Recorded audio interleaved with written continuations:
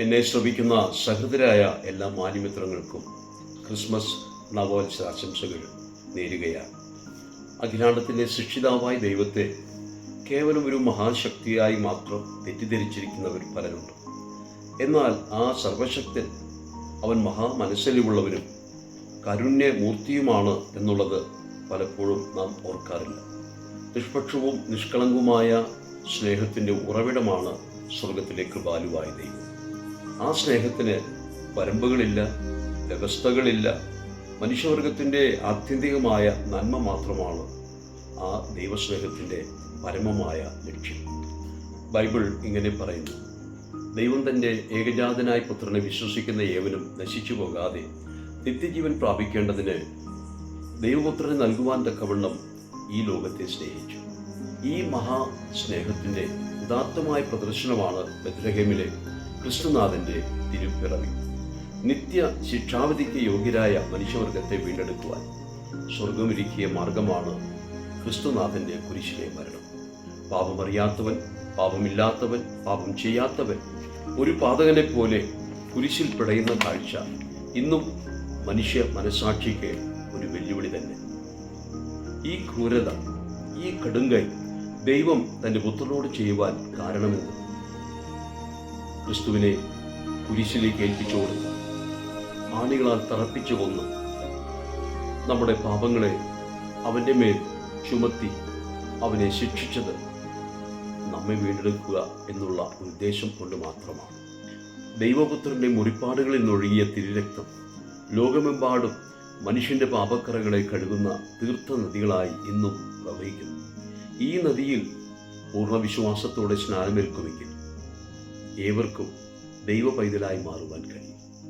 ചെയ്തുപോയ പാപങ്ങളെക്കുറിച്ചും അനുദപിക്കുകയും ദൈവമുമ്പാകെ പാപിയെന്ന് ഏറ്റുപറയുകയും ചെയ്താൽ ക്രിസ്തു സൗജന്യമായി നൽകുന്ന പാപക്ഷമയും വിശുദ്ധിയും വിടുതലും തൽക്ഷണം നിങ്ങൾക്കും ലഭ്യമാകും. നിങ്ങളുടെ ഹൃദയ ശ്രീകോവിലിൽ ശ്രീയേശുവിനെ രക്ഷിതാവും കർത്താവുമായി സ്വീകരിക്കുമെങ്കിൽ സ്വർഗീയ സന്തോഷവും ദൈവസമാധാനവും നിങ്ങൾക്ക് അനുഭവിച്ച് അറിയുവാൻ കഴിയും. ഇതുവരെ നിങ്ങളുടെ വേട്ടയാടിയ കുറ്റബോധം എന്നേക്കുമായി നിങ്ങൾ വിട്ടകലുന്നു. നാളെയെക്കുറിച്ചുള്ള ആശങ്കകളും ചിന്താഭാരങ്ങളും നിങ്ങളിൽ നിന്ന് എന്നേക്കുമായി വിട പറയുന്നു. ക്രമേണ നിങ്ങൾ സന്തുഷ്ട ജീവിതത്തിൻ്റെ ഉടമകളാകും. നമ്മെ സ്നേഹിച്ച് നമുക്ക് വേണ്ടി തന്നെത്താൻ ഏൽപ്പിച്ചു കൊടുത്ത ആ ദൈവപുത്രനിലുള്ള വിശ്വാസത്താൽ ഈ ജീവിതം ധന്യമായി തീരുന്നു. പാപത്തിൻ്റെ മ്ലേച്ഛതയെ വെറുക്കുവാനും വിശുദ്ധിയോടെ ജീവിക്കുവാനും നമ്മെ സഹായിക്കുന്ന ദൈവത്തിൻ്റെ വിശുദ്ധാത്മാവിനെ അവൻ നമ്മുടെ ഹൃദയങ്ങളിൽ പകർന്നിരിക്കുന്നു. അയൽക്കാരനെ നമ്മെപ്പോലെ സ്നേഹിക്കുവാനും ശത്രുവിനെ പോലും മിത്രമായി കാണുവാനും ഈ ദൈവസ്നേഹം നമ്മെ നിർബന്ധിക്കുന്നു. വ്യക്തിജീവിതത്തിലും കുടുംബത്തിലും മനസ്സമാധാനം അനുഭവിപ്പാൻ അതുമൂലം ഇടവരുന്നു. ക്രിസ്തു ഒരു മതത്തിൻ്റെ നേതാവല്ല, ഏതെങ്കിലും ഒരു മതത്തിൻ്റെ പരിഷ്കർത്താവും അല്ല. മറിച്ച് മതമേലാളന്മാരുടെ അടിമനുഖത്തിൽ നിന്ന് മനുഷ്യവർഗത്തെ വിടിവിക്കുവാൻ എത്തിയ സ്വർഗീയ വീണ്ടെടുപ്പുകാരനാണ്. പാപത്തിൻ്റെ അന്ധതമസിൽ വഴിയറിയാതെ അലഞ്ഞവന് അവിടുന്ന് ഒരു അകൽ വിളക്കാണ്. ഞാൻ ലോകത്തിൻ്റെ വിളക്കാകുന്നു, വെളിച്ചമാകുന്നു എന്ന് വിളിച്ചു പറഞ്ഞവൻ അവിടുന്ന് മാത്രമാണ്. നഷ്ടപ്പെട്ടു പോയ മനുഷ്യവർഗത്തെ തേടിയെത്തിയ നല്ല ഇടയനും അവിടുന്ന് മാത്രമാണ്. പാപശരത്താൽ മുറിവേറ്റ് വഴിയരികെ അർദ്ധപ്രാണനായി കിടക്കുന്ന മനുഷ്യനെ ചികിത്സിക്കാനെത്തിയ ഒരു നല്ല ശമരിക്കാരൻ. ചുരുക്കത്തിൽ ആത്മരക്ഷ ക്രിസ്തുവിൽ കൂടെ മാത്രം എന്ന് വ്യക്തമാക്കുന്നു. ക്രിസ്മസ് ആഘോഷങ്ങൾക്കായി നാം ഒരുങ്ങിക്കഴിഞ്ഞു. ക്രിസ്തുവുമായി ബന്ധമില്ലാത്ത കോടാനുകോടികൾ ക്രിസ്തുവിന് വേണ്ടി ക്രിസ്മസ് ആഘോഷിക്കുന്നു. അനേക ക്രിസ്ത്യാനികൾ ഈ വർഷവും കുഞ്ഞേശുവിനായി പുൽക്കൂട് നിർമ്മിക്കും, കരോൾ പാട്ടുകൾ പാടി നടക്കും, മാത്രമല്ല പള്ളികളിൽ വഴിപാട് നടത്തും. എന്നാൽ അല്പം കൂടെ ഈ ക്രിസ്മസ് അടിച്ചു പൊളിക്കുവാൻ മദ്യവും മയക്കുമരുന്നും വരും. എന്തൊരു സങ്കടമാണ് ഈ അവസ്ഥ. 2000-ൽ പരം വർഷങ്ങൾക്ക് മുൻപ് ബെത്ലഹേമിൽ പൂജാതനായ ക്രിസ്തു യേശുവിനെ അറിയാത്തവർ, അവൻ്റെ ആഗമന ഉദ്ദേശം മനസ്സിലാക്കാത്തവർ ഇന്നും പാപസുഖത്തിൻ്റെ അഴുക്ക് ചാലിൽ നീന്തി രമിക്കുന്ന മനുഷ്യവർഗം. പ്രിയരെ, യേശു കർത്താവിനെ വായ കൊണ്ട് ഏറ്റുപറയുകയും ഹൃദയം കൊണ്ട് അവനെ വിശ്വസിക്കുകയും ചെയ്താൽ നിങ്ങൾക്കും ഒരു ദൈവ പൈതലാകുവാൻ ഇന്ന് സാധിക്കും. പാപവിമോചനവും നിത്യരക്ഷയും കരസ്ഥമാക്കുവാൻ ദൈവം നിങ്ങളെ സഹായിക്കും. പ്രിയരെ, ഒന്ന് ചിന്തിക്കേണ്ടതുണ്ട്. ലോകത്തെ രക്ഷിക്കുവാൻ ദൈവത്തിന് ഇനിയും മറ്റൊരു മാർഗമില്ല. നാം രക്ഷിക്കപ്പെടുവാൻ ആകാശത്തിന് കീഴെ ഭൂമിയുടെ പരപ്പിൽ ക്രിസ്തുവിൻ്റെ നാമമല്ലാതെ മറ്റൊരു നാമവും നൽകപ്പെട്ടിട്ടുമില്ല. ഇതാണ് രക്ഷാദിവസം. ഇതാണ് സുപ്രസാദ കാലം. വിശ്വാസത്താൽ ആത്മരക്ഷ പ്രാപിക്കുവാനുള്ള സുവർണാവകാശം. ഇന്ന് തന്നെ ചെയ്ത പാപത്തെ ഓർത്ത് അനുദപിക്കും, ഏറ്റുപറഞ്ഞുപേക്ഷിക്കും. ക്രിസ്തുവിനെ ഏകരക്ഷിതാവും കർത്താവുമായി വിശ്വസിച്ച് പാപക്ഷമയും നിത്യജീവനും കരസ്ഥമാക്കും. ക്രിസ്തുവുമായുള്ള എൻ്റെ ആത്മബന്ധം ഒന്ന് പറയുവാൻ ഞാൻ ആഗ്രഹിക്കുകയാണ്. സ്നേഹനിധിയായ ഭഗവാൻ ശ്രീ യേശുവിൻ്റെ യാഗമൃത്യുവിൽ വിശ്വാസമർപ്പിച്ച് വീണ്ടും ജനിച്ച ഒരു ദൈവപൈതലാണ് ഞാൻ. എൻ്റെ ജന്മപാപങ്ങളും കർമ്മപാപങ്ങളും വിശുദ്ധനായ ദൈവമുമ്പാകെ നിത്യശിക്ഷാവിധിക്ക് എന്നെ യോഗ്യനാക്കി തീർത്തു.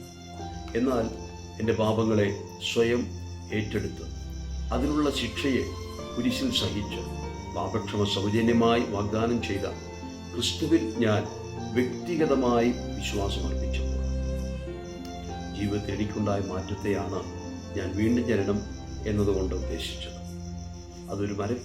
അതൊരു മതപരിവർത്തനമായിരുന്നില്ല കേട്ടോ. ഒരുവൻ ക്രിസ്തുവിലായാൽ പുതിയ സൃഷ്ടിയാണെന്ന് തിരുവെടുത്ത് ഉറപ്പിച്ച് പറയുന്നു. സ്വാർത്ഥത മാത്രം നിറഞ്ഞു നിന്ന എൻ്റെ മനസ്സിൽ ക്രിസ്തു ജനിച്ചതോടെ പരോപകാരാർത്ഥം ഇതം ശരീരം എന്ന ത്യാഗചിന്ത കൈവന്നു. പകയും വെറുപ്പും കയ്പും ഉറഞ്ഞ് പൊങ്ങിയിരുന്ന ഈ എൻ്റെ ഹൃദയത്തിൽ ദൈവസ്നേഹം നിറഞ്ഞൊഴുകുവാൻ തുടങ്ങി. അയൽക്കാരനെ മാത്രമല്ല, കൊല്ലുവാൻ വരുന്ന ശത്രുവിനെ പോലും സ്നേഹിക്കുവാൻ ക്രിസ്തുദേവൻ എന്നെ പഠിപ്പിച്ചു.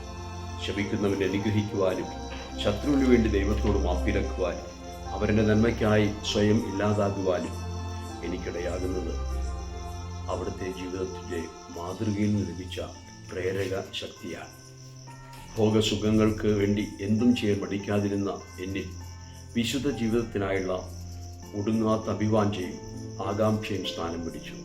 ആശങ്കകളും ഭാവിയെക്കുറിച്ചുള്ള ഭയങ്ങളും പാടെ മാറി. ഹൃദയവും മനസ്സും പ്രത്യാശപൂരിതമായി. ബന്ധങ്ങൾക്ക് അർത്ഥവും ആഴവും കുടുംബവും അനുഗ്രഹിക്കും. ഹൃദയവും മനസ്സും പ്രത്യാശപൂരിതമായി.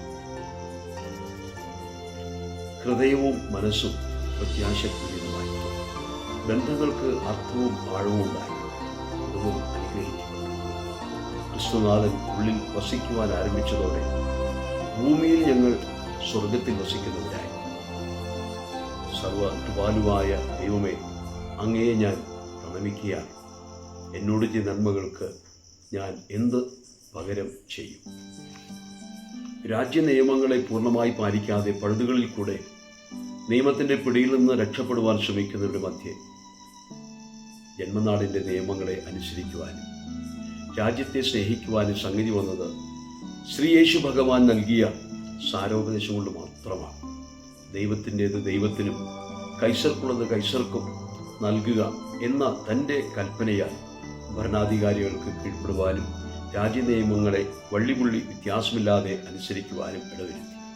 ഗതാഗത നിയമങ്ങളാകട്ടെ നികുതി നിയമങ്ങളാകട്ടെ രാജ്യത്തിൻ്റെ ഏത് നിയമങ്ങളാകായിരുന്നു അവയെ യഥാവധി അനുസരിക്കുവാനും ഒരു ഉത്തമ പൗരനാവാൻ ഇടയായതും ക്രിസ്തുദേവൻ്റെ ആശീർവാദത്താൽ മാത്രമാണ്. വാളെടുക്കുന്നവൻ വാളാൽ നശിക്കുമെന്ന പരമഗുരുവിൻ്റെ അന്ത്യശാസനം ശിഷ്യഗണങ്ങൾക്ക് സഹിഷ്ണുതയുടെ നല്ല പാഠമായിരുന്നു. പകപോക്കലും പകരം വീട്ടിലും പടവാളോങ്ങലും എന്നേക്കുമായി ശിഷ്യമനസ്സിലെന്ന പ്രത്യക്ഷമായി. ദൈവപുത്രൻ ഈ ലോകത്തിന് നൽകിയ മഹത്തായ ആദർശങ്ങളെ ഹൃദയത്തിലേറ്റ് ജീവിതശൈലിയാക്കുവാൻ സർവശക്തനായ സർവേശ്വരൻ നമുക്കേവർക്കും കൃപ നൽകട്ടെ എന്ന് ആത്മാർത്ഥമായി പ്രാർത്ഥിച്ചുകൊണ്ട് എൻ്റെ വാക്കുകൾക്ക് ഞാൻ വിരാമം കുറിക്കുന്നു. നന്ദി.